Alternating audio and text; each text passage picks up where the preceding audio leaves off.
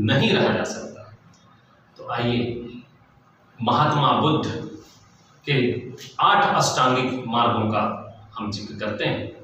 पहला अष्टांगिक मार्ग जो महात्मा बुद्ध के द्वारा बताया गया है वो है सम्यक दृष्टि।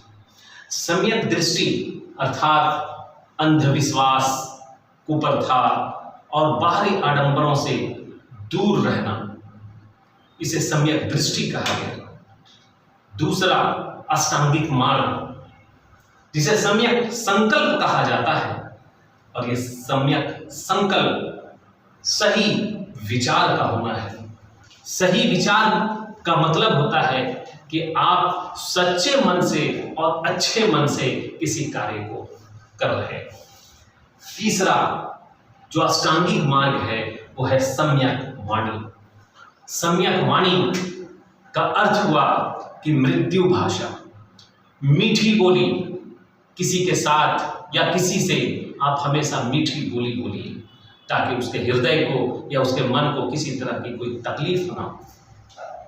चौथा अष्टांगिक मार्ग सम्यक कर्म है, अर्थात अच्छे कर्म करना, सही राह पर चलना ही सम्यक कर्म कहलाता है। और ये महात्मा बुद्ध के अष्टांगिक मार्गों में से एक होता है।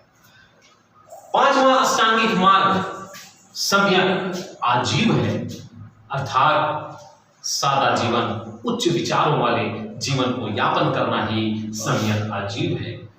हमेशा हमें सही जीवन व्यतीत करने की कोशिश करनी चाहिए। छठा अष्टांगिक मार्ग सम्यक व्यायाम है, अर्थात आत्म परीक्षण करना है।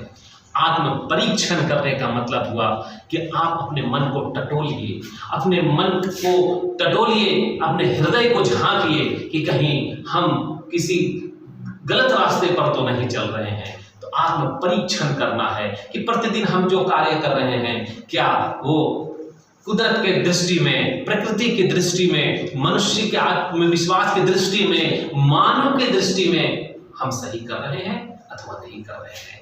तो छठा अष्टांगिक मार्ग सम्यक व्यायाम है। सातवां अष्टांगिक मार्ग सम्यक स्मृति है, अर्थात कर्मों के प्रति सचेत रहिए कि आप जो करने जा रहे हैं वो सही कर रहे हैं अथवा गलत कर रहे हैं। इसलिए अपने कर्मों के प्रति हमेशा सचेत रहिए और कोशिश कीजिए कि आप मानव की भलाई में और प्रकृति के भलाई में आप अपना काम कर रहे हो। अंतिम और 8वां अष्टांगिक मार्ग जो